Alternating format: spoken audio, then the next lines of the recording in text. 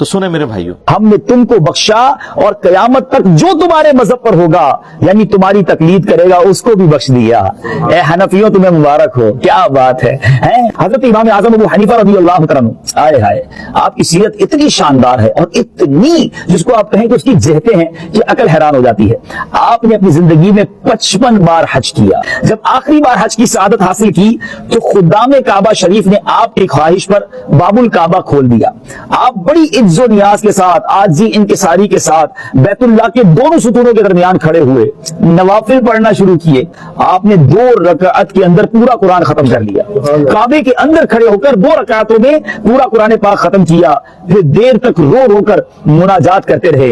आप दुआ में थे कि बैतुल्लाह के एक गोशे से, एक कोने से आवाज आई, तुमने अच्छी तरह हमारी पहचान हासिल की और खुलूस के साथ खिदमत की। हमने तुमको बख्शा और कयामत तक जो तुम्हारे मजहब पर होगा यानी तुम्हारी तकलीद करेगा उसको भी बख्श दिया। हमने तुमको बख्शा और कयामत तक जो तुम्हारे मजहब पर होगा यानी तुम्हारी तकलीद करेगा उसको भी बख्श दिया। ए हनफियों तुम्हें मुबारक हो, क्या बात है? सदके जरूर हम पर भी करम फरमाएगा। ए मेरे बीच इस्लामी भाइयों, कितने खुशनसीब हैं जो हनफी हैं, जिनके हाथों में इमाम आजम अबू हनीफा रज़ियल्लाहु तआला अन्हु का दामन करम आया है। इमाम आजम अबू हनीफा रज़ियल्लाहु तआला अन्हु पर नबी पाक अलैहिस्सलाम का कैसा लुत्फ व करम था कि मदीना मुनव्वरा में जब सरकार दो आलम सल्लल्लाहु अलैहि वसल्लम के दरबार में इमाम आजम हाजिर हुए और यूं सलाम अर्ज किया, अस्सलामु अलैका या सय्यदल मुरसलीन, तो रोज़ा अनवर से जवाब की आवाज आई, व अलैकस्सलाम या इमामल मुस्लिमीन। सुभान अल्लाह, काबे से भी निदा आ रही है, वहां से भी बशारत मिल रही है और रोज़ा अनवर से भी सलाम का जवाब आ रहा है। सुभान अल्लाह। एक रात जब नबी पाक अलैहिस्सलाम की ख्वाब में जियारत हुई, मीठे मीठे मुस्तफा सल्लल्लाहु अलैहि वसल्लम ने इरशाद फरमाया, ए अबू हनीफा, अल्लाह अज़्ज़ व जल ने आपको मेरी सुन्नत जिंदा करने के लिए पैदा फरमाया है।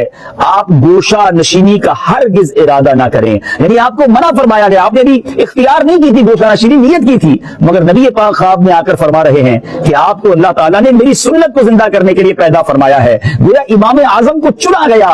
मीठे मीठे इस्लामी भाइयों, हनफी तो हम हैं, मगर ये कैसे लोग थे कि पूरा दिन तदरीस और इल्म में मसरूफ और रात अल्लाह की इबादत में मसरूफ। अल्लाह गनी। मीठे इस्लामी भाइयों, इमाम आजम के बारे में आता है कि आपने मुसलसल 30 साल रोजे रखे, 30 साल तक एक रकात में कुरान पाक खत्म करते रहे, 40 बल्कि 45 साल तक इशा के वजू से फजर की नमाज अदा की। जिस मकाम पर आपकी वफात हुई, जरा गौर कीजिएगा, जिस मकाम पर इमाम आजम का इंतकाल हुआ उस मकाम पर आपने 7000 बार कुरान पाक खत्म किया। हज़रत सैयदना अब्दुल्लाह बिन मुबारक के सामने इमाम आजम पर किसी ने एतराज किया तो आपने फरमाया, क्या तुम ऐसे शख्स पर एतराज करते हो जिसने 45 साल तक 5 नमाजें एक ही वजू से अदा की और वो एक रकात में पूरा कुरान करीम खत्म कर लेते थे, और मेरे पास जो फिक्र है वो मैंने इन्हीं से सीखा है। आपने अक्सर बुजुर्गों के बारे में सुना है कि जी रोजाना एक कुरान पढ़ते थे।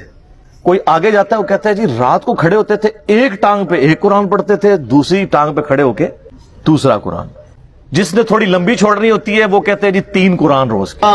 खूंटी गाड़ी हुई थी दीवार में, कुछ भी समझ लें, हुक लगाया हुआ, उसको पकड़ लेता और एक टांग उठा लेता, बिस्मिल्लाहिर्रहमानिर्रहीम सूरह फातिहा से कुरान पढ़ना शुरू करता और उठाई हुई टांग जमीन पर उस वक्त रखता था जब पूरा कुरान खत्म कर लेता था। इसलिए कि हुजूर आपके मुजाहिदों की इब्तिदा क्या थी? आपने फरमाया मेरे मुजाहिदों की इब्तिदा ये थी कि इब्तिदा में मैं हर रात एक पांव पे खड़ा होकर एक कुरान करीम तिलावत किया करता था। 8 कुरान वाला वर्जन भी है। सर फजाइल अमाल उठाएं, ये मैं यानी कोई जुबानी कलामी बातें नहीं कर रहा हूं, ये वो टेक्स्ट बुक है जिसके बारे में दावा किया जाता है कुरान के बाद सबसे ज्यादा दुनिया में पढ़ी जाने वाली किताब है फजाइल अमाल। तो ये फजाइल अमाल में लिखा हुआ है मेरे भाई कि एक बुजुर्ग थे रोजाना एक कुरान पढ़ते थे, एक और बुजुर्ग का लिखा साथ कि वो 3 कुरान रोजाना पढ़ते थे। फिर आगे कहते हैं 8 कुरान भी रोजाना पढ़ते थे। और फिर लिखा कि इमाम अबू हनीफा रहिमहुल्लाह ताला रमजान शरीफ में 61 कुरान पढ़ते थे। 61 की गिनती वो कहते हैं एक कुरान दिन में एक रात में, कितने हो गए 60, और एक तरावीश भी। हाँ जी, एक 8 था, फिर ताक करना था ना उन्होंने। तो 12 लोग कहते हैं 61 कुरान इमाम हनीफा रहिमहुल्लाह। ये फज़ाइल माल में लिखा हुआ है। ये बाबों का तारुफ है कुरान के हवाले से और एक किताबों का तारुफ है। सर जामिया तिर्मिज़ी में हदीस मौजूद है, अल्लाह के महबूब सल्लल्लाहु अलैहि वसल्लम ने फरमाया, जिस शख्स ने 3 दिन से कम में कुरान कंप्लीट किया, मुकम्मल किया, उसने कुरान के फहम में से कुछ भी हासिल नहीं किया। یہ ان کو کہہ رہے ہیں جن کو عربی آتی تھی، تو انہوں نے عربی آندھی بھی کوئی نہیں. جن کو عربی آتی ہے ان کو کہا جا رہا ہے 3 دن سے کم میں قرآن مکمل کیا تو فہم اس کا حاصل ہی نہ کیا. تو یہ جو 8 قرآن روزانہ کر رہے ہیں یہ کس سنت پہ عمل کر رہے ہیں؟ اپنی وشفل تھنکنگز میں سرگرداں ہیں. اور اس سے بھی مزے کی بات، صحیح مسلم میں حدیث ہے، نبی علیہ السلام نے صحابہ کرام سے فرمایا، یہ حدیث بخاری میں بھی ہے لیکن مسلم میں ڈیٹیل ہے، بخاری مسلم دونوں میں ہے، کہ بھلا بتاؤ تم میں سے کسی شخص کی استطاعت ہے کہ وہ ایک رات میں 1/3 قرآن پڑھ لے، یعنی 10 پارے. آج کی ڈیٹ میں پارے اس زمانے میں تو نہیں تھے. تو صحابہ کرام نے کہا کہ یا رسول اللہ کس کی استطاعت ہوگی کہ وہ رات میں 1/3 قرآن پڑھ لے؟ ہائے ہائے ہائے ہائے ہائے. سر ہے استطاعت، فضائل مال میں 8 والے بھی آ جائے، لیکن صحابہ کرام تو بزرگ نہیں تھے نا، آپ کو پتا ہے، وہ تو کامل الایمان مومنین تھے. یہ کہانیوں والے ہیں، وہ کامل الایمان اے کہانی باز. تو صحابہ نے کہا یا رسول اللہ کسی کی استطاعت نہیں. تو آپ نے فرمایا کہ سورۃ الاخلاص پڑھ لو، یہ 1/3 قرآن کے برابر ہے، 1/3 قرآن کے برابر ہے. اپنے نظریات کے اعتبار سے بھی، کیونکہ قرآن حکیم کا 1/3 عقیدہ توحید ہے، اور چونکہ سورہ اخلاص توحید کی جڑ ہے، اس اعتبار سے بھی تعلیمات میں بھی یہ 1/3 ہے قرآن کا، اور فضیلت میں بھی. اچھا اگر یہ کہتے ہیں نا کہ ہمارے بزرگ جو 8 قرآن پڑھتے تھے وہ 24 بار پڑھتے سن سورہ اخلاص، پھر تو ٹھیک ہے. 8 × 3 = 24. 24 ٹائمز اگر سورہ اخلاص کو پڑھ لے اور 8 قرآن روزانہ کے، اگر یہ کہتے ہیں پھر تو ٹھیک ہے. لیکن آپ کو بھی پتا ہے کہ انہوں نے یہ نہیں کہا ہوا، کیونکہ اس پہ پوری رات ایک ٹانگ پہ کھڑا نہیں ہونا پڑتا. سورہ اخلاص اگر کسی نے پڑھنی ہے 3 دفعہ کتنا ٹائم لگتا ہے. اور آپ کو ایک اوریجنل مدنی لطیفہ سناتے ہیں. یہاں پہ جیلم ہمارے شہر کے اندر تبلیغی مرکز ہے. کبھی کبھار میں زور کی نماز میں وہاں چلا جاتا ہوں، تو زور کی نماز کے بعد نا فضائل اعمال کی تعلیم ہوتی ہے.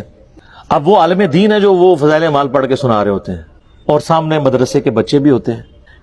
تو میں نے اپنے بچوں کو پابند کیا کہ تم نے بھی سن لیا کرو تعلیم نا. اب میرا ایک بچہ ماشاءاللہ 10 سال کا ہے اور ایک آلموسٹ 11 سال کا. تو یہ میں 5-6 مہینے پہلے کی بات کر رہا ہوں. تو ہم درس سن رہے ہیں نا، تو یہی والا جناب وہ فضائل قرآن والا آ گیا جی، ایک بزرگ 3 قرآن روزانہ، ایک 8 قرآن، اور یہ 61 قرآن. اب میں جب بیٹھا ہوا درس سن رہا نا تو میں بچوں کی طرف دیکھ رہا، میں نے کہا کہیں یہ بھی وہی تو نہیں سوچ رہے جو میں سوچ رہا ہوں. خیر بعد میں ہم جب موٹر بائک پہ بیٹھے، میں گھر آنے لگا تو میرا بچہ مجھے کہتا ہے، احمد کہتا ہے بابا یہ باقی باتیں تو ٹھیک تھی، ایک بندہ روزانہ 3-8 قرآن کیسے پڑھ سکتا ہے؟ تو میں نے کہا بیٹا یہ کہانی تھی، اس کو چھوڑ دو، باقی باتیں لے لو. لیکن میں یہ سوچ رہا تھا کہ 80 لوگ اس عمر ہی ٹگے سا ڈنگر، کیونکہ ہماری تربیت نہیں ہوئی تھی.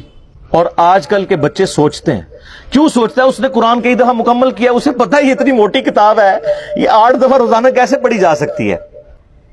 اب لاکھ کسی کو کہتے رہے جناب انج کر کے پڑھ لی، انج کر کے پڑھ لی، کیسے منوائیں گے؟ اور میں نے تو احادیث سے ثابت کر دیا کہ صحابہ کرام علیہم رضوان بھی کہہ رہے ہیں کہ کس کی ہمت ہے کہ رات میں 1/3 قرآن پڑھ لے. تو نبی علیہ السلام نے وظیفہ دیا ہے سورہ اخلاص کا. تو ہم تو یعنی یہ ساری مثالیں آپ کے سامنے اس لیے رکھتے ہیں کہ آپ کم از کم مرنے سے پہلے اے مسلمان کر لے اس پہ غور. کتابوں کا خدا اور ہے، بابوں کا خدا اور.